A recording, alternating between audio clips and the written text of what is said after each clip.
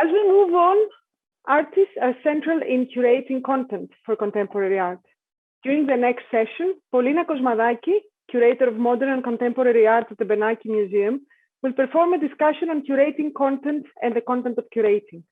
Together with artists Christodoulos Panayiotou and Asad Raza, art historian and curator Eva Vaslamatzi, and Vanessa Theodoropoulou, professor at the Academy of Fine Art and Design in Angers, in France. Polina, the floor is yours. Thank you so much. I would like to start by thanking the organizers of this conference for bringing us all together once more to talk about museums and their contents. This panel discussion with two artists and two curators, so Asad Raza, Christodoulos Panayiotou, Vanessa Theodoropoulou, and Eva Vaslamatzi, will be addressing the content in the context of contemporary art, and of course, in the context of museum practices.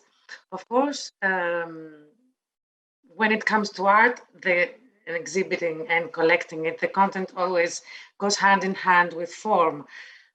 So what we will be dealing with is how content relates to form, how it relates to ways of collecting, how it relates to ways of showing art, and also how it urges us, as Katerina very well exposed a minute ago, ways to rethink the museum, its categories, its hierarchies, its strategies, its missions, a new world that offers new possibilities, new tools, but also very important challenges. I'd like to insist on that part, on the part that when we're to think about museums today, we can't think about museums as we did 2 years ago. We are very aware of the challenges of the next couple of years, of this new world, and what it has offered us. Many of the discussions would be, and the examples we're going to present will be around that.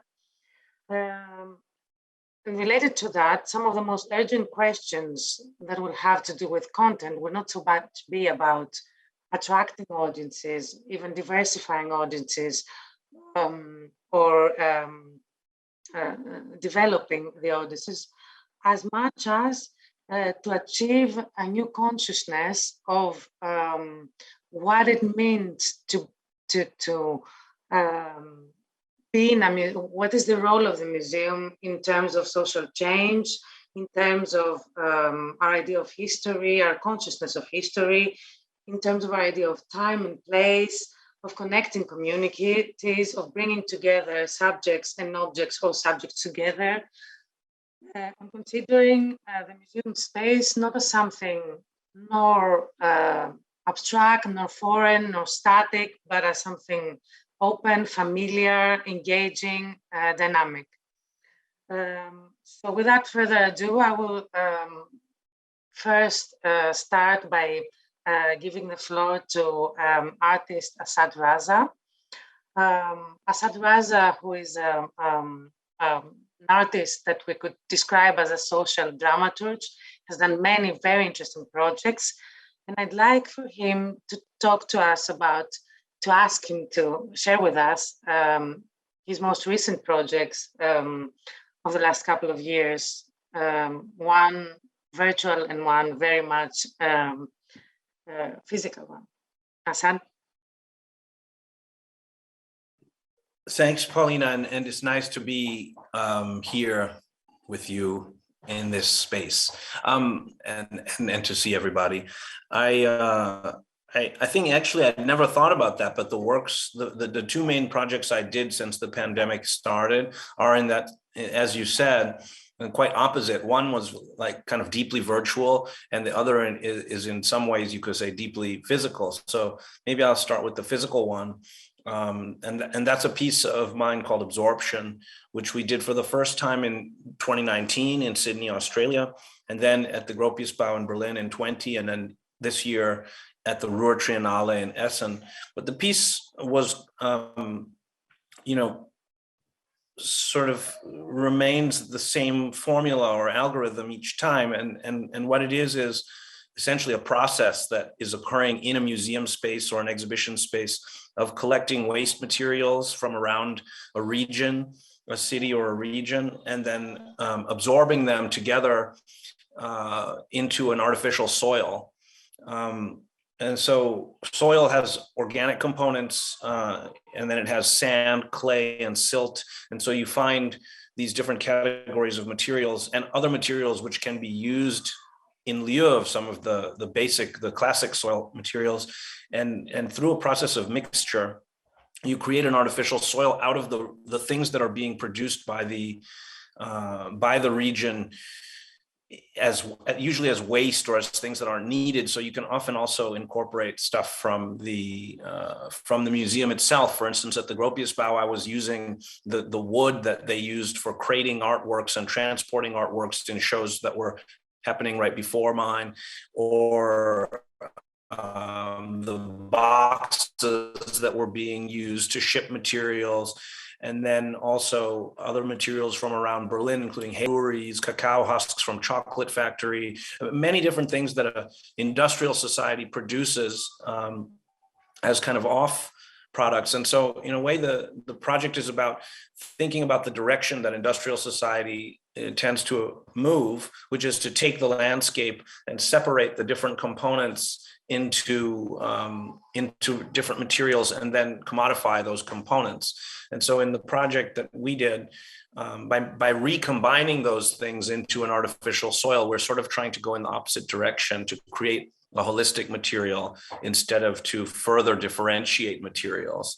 And so for me, the museum is an interesting place to do that, because at a cultural level, the museum is also a site of integration. It's a site that offers to the public the chance to come and look at significant objects, experiences, and other forms of cultural communication that are deemed to be relevant to a society. And so I think that in a way, that integration function of the museum was already there.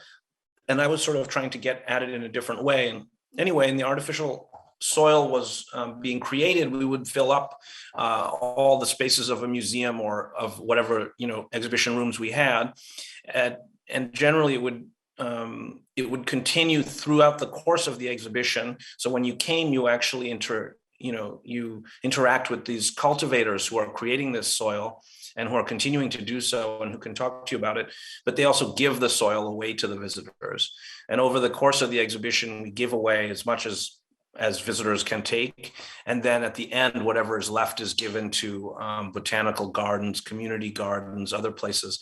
So the piece is really not about the material that got created as much as this process of integrating all of these materials into a medium and then kind of passing that out. And I think that the museum is playing a role like that anyway. It's just that maybe that piece makes a more literal version of this role of kind of coalescing, integrating, and then exposing the public to these kinds of experiences. So that was one.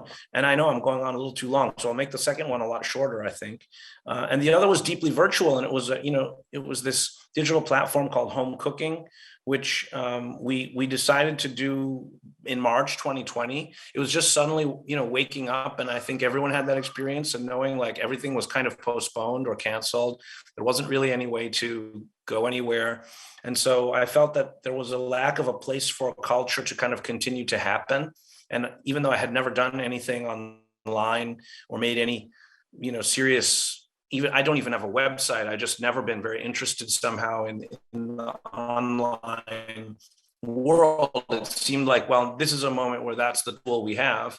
And so slowly different artists came together and did projects on this space. They did talks, they made images, they did performances. We had at the end about 70 different artists, I think.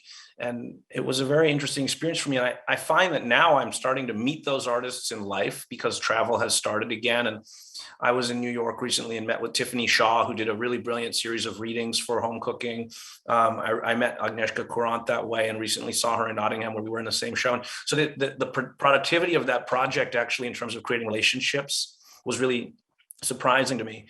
And I feel like that's also something that in a way can be something that I think should be seriously considered as a functionality of the museum. And Dan Graham always said that the most interesting place in the museum is the cafe. And I think that the reason he says that is because that's where you meet other people and you talk to them and you generate relationships. And in my life, generally, most of the things I find out about that I end up getting very involved in come from encountering people and hearing what they have to say rather than just my own kind of research as an individual solo person. And so I feel like home cooking was an attempt to sort of generate those kinds of relational, fertilities. So yeah, that's the two projects. And I'm sorry if I went on too long, Polina, but I've been waiting to get on this call. So maybe I'm a little pent up now. Thank you so much, Asad. No, I think it's okay. And, it's interesting how we can talk about it like a sort of collection of these relations about home cooking. I mean, analogy to a collection of a museum, that would be a collection as well.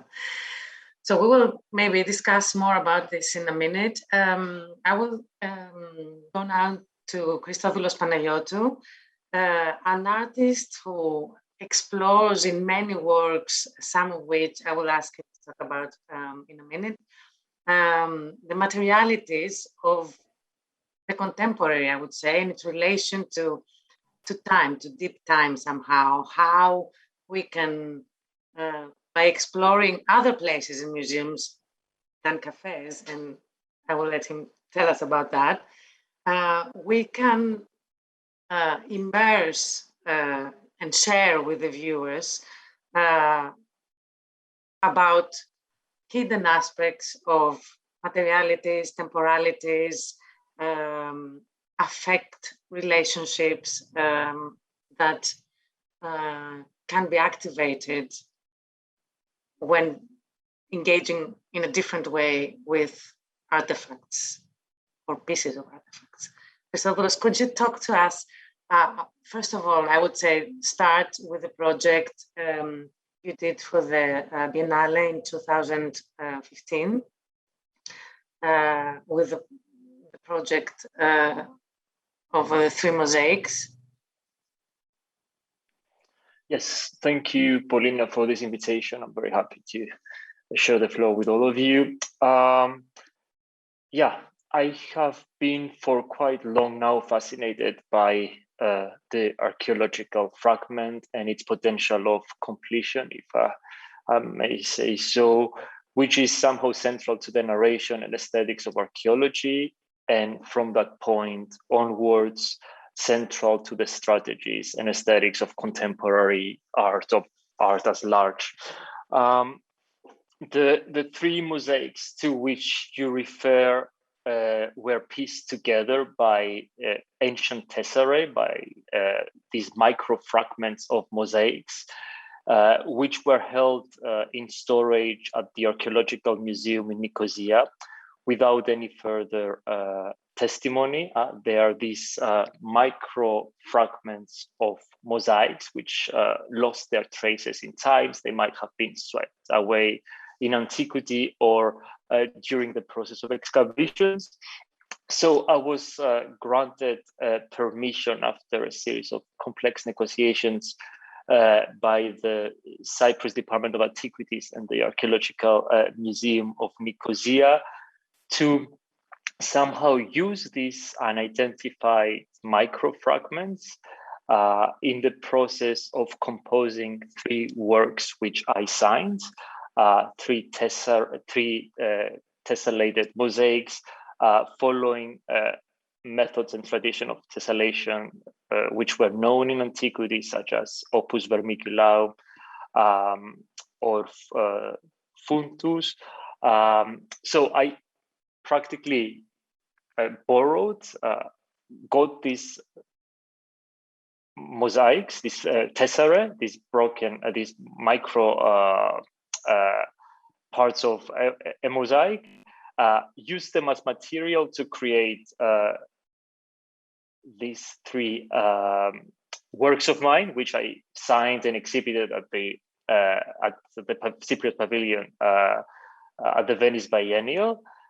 And when the exhibition finished, when the exhibition was completed, the works have been returned to the archaeological department, and the archaeologists have somehow decreated them. They put them back to pieces, back to the fragments they have been, and somehow fully reverting them to their former status of unidentified fragments. It was, in a way, a process of decreating this work, a sort of anti-ready-made, so taking them again out of the tradition of contemporary art and its economy of reassigning value to objects that have been magically touched by us artists. And in 2009 and 19, the same process was the same idea of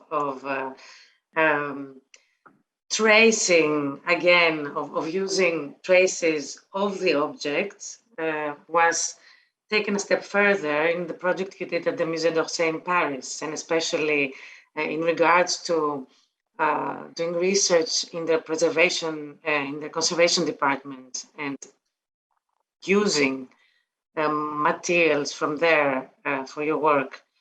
Could you also talk about the second project a little bit? Yeah, it consists of actually a series of paintings. And it is true that it's the work and the process of the work I just presented, which led me, or at least created that sort of, fascination about the tradition of restoration and conservation. I have been for very long interested in this very, sensual and purely materialistic relationship that conservators, restorers have with works of art, and which are very distant from the relationship that a curator creates with each subject, and often very different from the relationship that an artist has with its creations, especially after they are parted from him, after he's separated, when they enter eventually in museums. So observing all these processes of restoration of painting this time, and how all these stratas of what we consider undesirable are taken away. For my show at Musée d'Orsay, I work with the conservation department to collect a series of cotton wool swaps, what they use actually to take away the old varnishes, the repaints, everything which is considered undesirable on the surface of a painting. And through a process with a chemical solution, I somehow collected this patina of time, which I then used as a pictorial material, as a painting material, to create new works, which were exhibited at the museum for my exhibition in 2019. Thank you, Christodoulos, so much for this presentation. So thinking about what type of content, even in the material sense of the term, we can take outside the museum to make new work inside the museum, bring it back outside, reuse it. This is, I think this links the practices of Asad and Christodoulos. And also now we will talk about, in the same chain of thought, with a curator, Eva Vaslamatzi, who's working with collections of Greek museums of folklore art and artists. And I dare say maybe in the opposite perspective, digging into the museum in order to ultimately discuss, address, present, activate things in the public sphere, with the collaboration of artists in a very much collaborative process. Eva, would you talk to us about your latest project? First of all, I want to thank you, Polina, for this invitation, and also Asad and Christodoulos for their presentations. I have to admit that the case study that I will share with you today is still ongoing compared to the previous projects of Christodoulos and Asad. So it may be a bit abstract, but is something new that excites me, and I wanted to share with you. Actually, Polina, your invitation coincided with a conclusion of a group show I recently curated in Athens, entitled "I Heard It from the Valleys," which was part of a wider research process on the topic of the relationship between contemporary and folklore art that is supposed to take place in a selected public and private collection in Greece, in Athens, Thessaloniki, Nafplio, and Ioannina. And I consider this research to be a useful example in this context because on the one hand, it is related to museum content and collections, but it also aims as a strategy, as a curatorial strategy, to open this material up to new interpretations and transformations by engaging artists to respond to that content. The research that has as a working title "The Everyday from Folklore to Contemporary Art" brings together an interdisciplinary group made of a choreographer, a narrator, 2 visual artists, 1 artist collective, and a curator based in Athens. And so far, we visited the folklore collection of the Benaki Museum in Kubari Street, and then with some of them, the Peloponnesian Folklore Foundation in Nafplio. And we started by noting our first responses and reaction to these visits, which will eventually lead to proposal for future works, maybe curatorial proposal, or, and I hope this will happen, 1 collective artwork. The case of folklore that we approach to this project has 2 particularities that I would like to mention, as I think they're important in order to have a better understanding of this case study. The first one is a different approach of each collection. For example, in the case of the Benaki collection, we have an exhibition of the most elaborate objects that are of great value and that are used on special occasions or rituals such as weddings, while in Ioannina, for example, the collection of the Folklore Museum of the University was mainly donated by its first students, and it is more related to ethnographic issues and the understanding of the everyday. The second is that in both cases, these are objects that are parts of rituals that lose this quality when converted into exhibits and museum content. So we can't really relate to them as works of art in a classical sense. So how can we curate or create new content out of already curated museological content? How can we engage with these different, if not opposed, museological approaches that are reflected on the collection content? Should an art practice be a response, a continuation, or an opposition to this content? And if so, should it take place inside or outside the museum, together or without the initial funding that sparked its existence? And finally, is it possible to reactivate the ritualistic aspect of these objects through a playful interaction with them? These questions are not answered yet. They're food for thought for this discussion, I hope. And as the project is still ongoing, we are figuring out our position towards them. But having them in mind has affected so far our respective process and working methods. In our first experience so far, we explored the collections collectively, each of us bringing the knowledge attached to respective mediums and practices in order to study the correlation between specific findings that we select together and our practices. For example, in the Benaki collection, there was one item that attracted our attention immediately, and we kind of all agreed to that. It is a unique embroidery sampler with explanatory descriptions related to mythical animals that likely refer to the ancient time, and that is very different from the rest of the exhibits.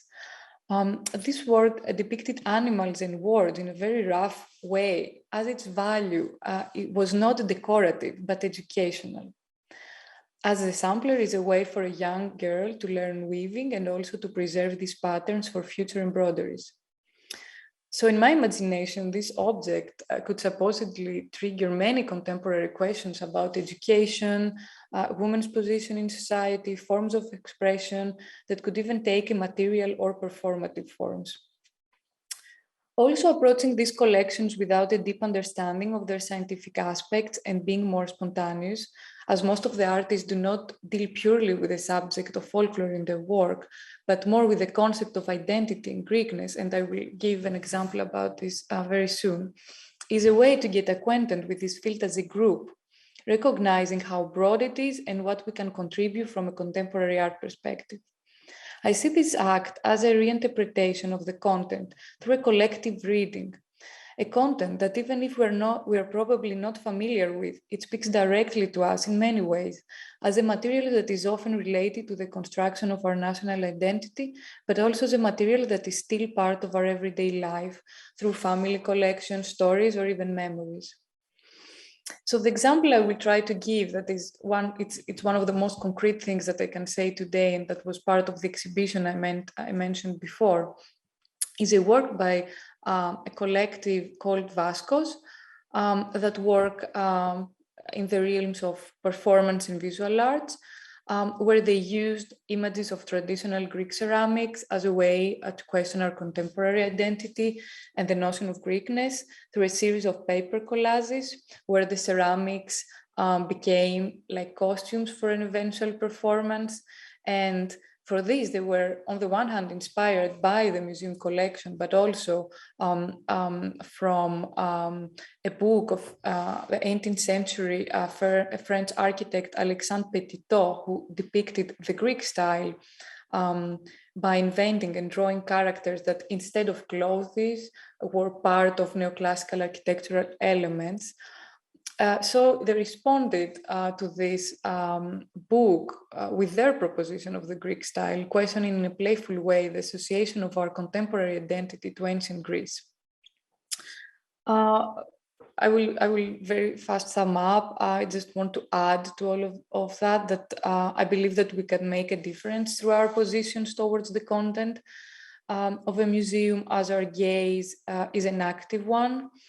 Thinking immediately of the possibilities of its transformation into something else, searching out the contemporaneity of it. And I'm thinking of what Katerina Gregos just mentioned before about the ontology of the present, and also of its potential to be transformed through new narratives from content to context.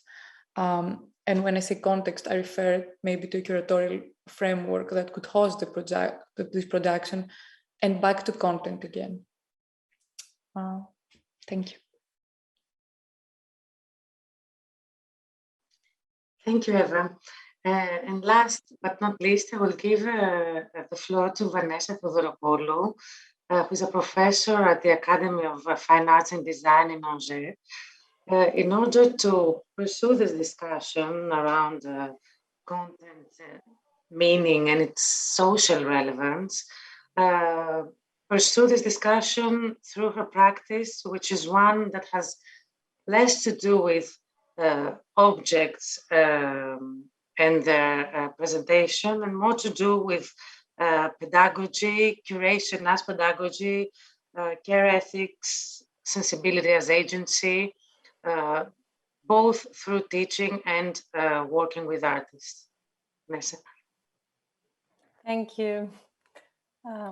Well, it's strange. I come back, like you talked about education, and just remember the period I was teaching through the screen. It came back to me, this idea of talking alone. So thank you also for inviting me. And it's true that I feel a bit privileged almost in my practice. Although, as you said, we should think curating in a larger sense, even if I never consider what I do as curating in the sense of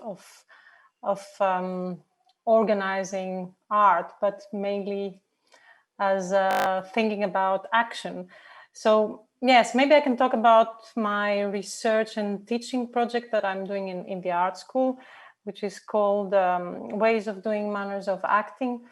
And that's why maybe I talked about the privilege, which permits and gave me the opportunity to work with the students. And being in an art school, of course, it's very different than being in a museum, because in the art school we have to do mainly with practice, also with artwork, but mainly with practice. So the whole project I'm doing is going back also because of my previous research work on action and situationist movement.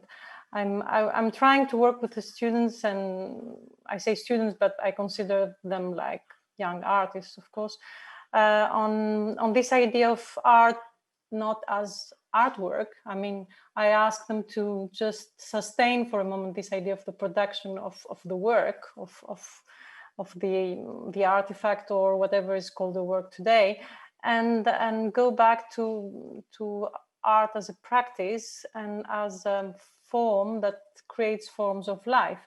So because this project was born after a whole thinking about what has become the art making after the end of the skill. I mean, at least we cannot consider art making today as being as in the ancient times, just separated in different disciplines like painting or sculpture and everything. So it has become something more open to what practice is. So I start from this idea that the artistic practice is the place where we question practice, and we question whatever is related to making, doing, and creating relationships, knowledge, forms, and agency. So I try to think this idea of agency through the tools of art and through the tools of sensibility.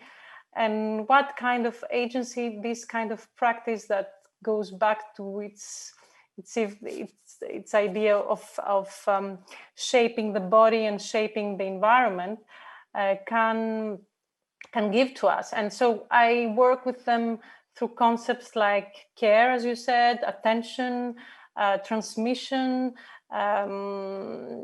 knowledge making, whatever is the effect of a practice. And we try to experiment this idea of sharing these experimental practices between us. So instead of making works of art in the idea of definite objects, we work with the students in this idea of creating situations of sharing of practices. So it's very challenging for them, of course, because they very much attracted to this idea of not defining what the practice is, and asking to them to share this kind of experimental idea of practice and thinking it as a form of life, and also of a way of forming the life of the community is quite challenging. But I mean, I don't know, I talk too much. This is the project. So going back to the content, yes, I don't know if can we consider action and practice as a content, would be the idea. And of course, as I said before, I'm not in the museum context, but I'm in the context of thinking also how this can exist socially, because of course we are in the laboratory of the art school, but these things are also proposed to the audience. So this is when, of course, the museum of this kind of practice I'm proposing would be a museum that would host and would curate this possibility of sharing action, which is very difficult because I have already experimented the limits of this idea, because museums, even though, as we said before, and as all the speakers before me said, have a big agenda of socially engaged promises, when it comes to reality, it's very difficult to do it. And of course, there are all these problematics of the audience and how to really propose and make these things happen. So I think it's a big, I don't know if it will ever be, and I'm not talking about performance, of course, because I'm talking about action and practices, which is different, because performance, of course, is immediately recognized as something that will be visual. Finally, it's like a kind of visual art, also performance. Thank you. Thank you, Vanessa. I think you summed up very well the approach and the aims of this panel as to content,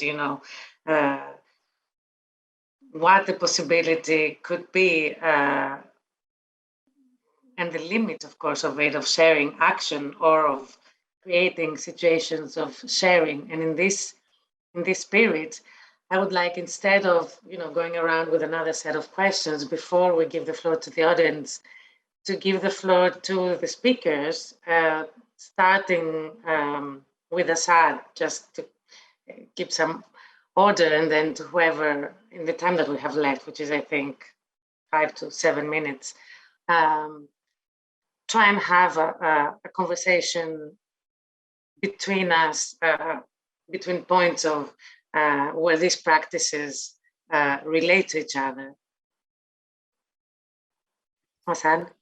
Okay, I had to unmute myself. I mean, it was fascinating to listen to everybody. I was very also happy to listen to Christodoulos speaking about his 2 projects. One I saw, one I did not see, but it got me thinking about his work and in relation to this idea of content, curating content and the content of curating. I was thinking a term that's interesting, in addition to integration, which is what I was speaking about earlier, would be transformation. And it's something that struck me a lot, I think, when I went to see, for instance, Christodoulos, your show in Venice in 2015, was the transformation of something from one thing, not necessarily materially, but sometimes materially as well, into something else that functions differently in the kind of matrix of meaning production. So the example of the mosaic, or the example of the cloths, which you discussed from the Musée d'Orsay, or also I thought about the shoes, the shoes that you had in the exhibition in Venice, and how those were created out of the handbags, and this transformation of a leather handbag into a shoe from a person to another person.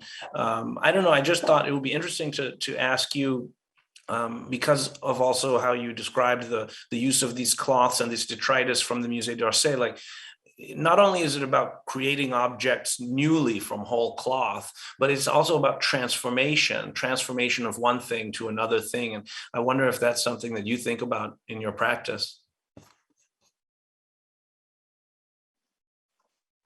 Yes. You can. Go ahead. Yeah, I guess I do think about transformation. In many ways, it's the subtext of many of the processes, eventually, of the works you have referred to.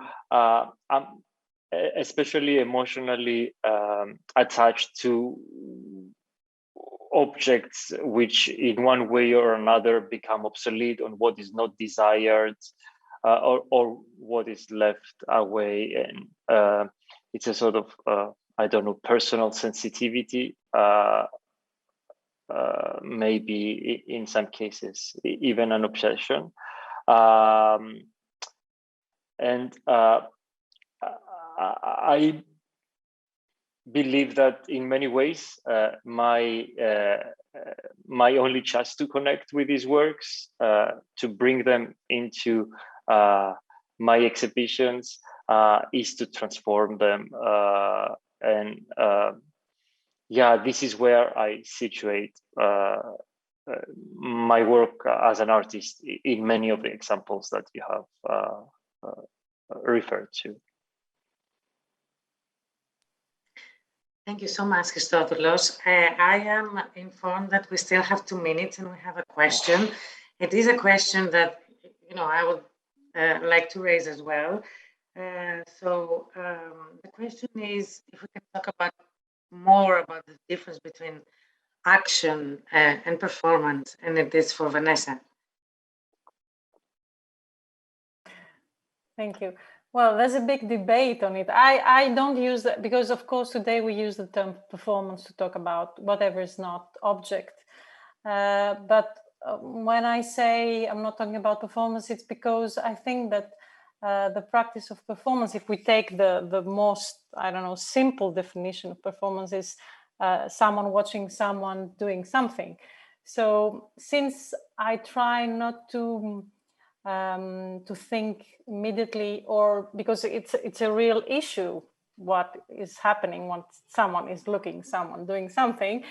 That's why I said I'm not working on performance, because I suspend this idea. So if I could give a response, is that of course action also is a big concept, and it means transformation, of course, as we talked about transformation just now. So of course, the artist is the transformer, because the artist is the actor, not the actor. I mean, the one that does the action.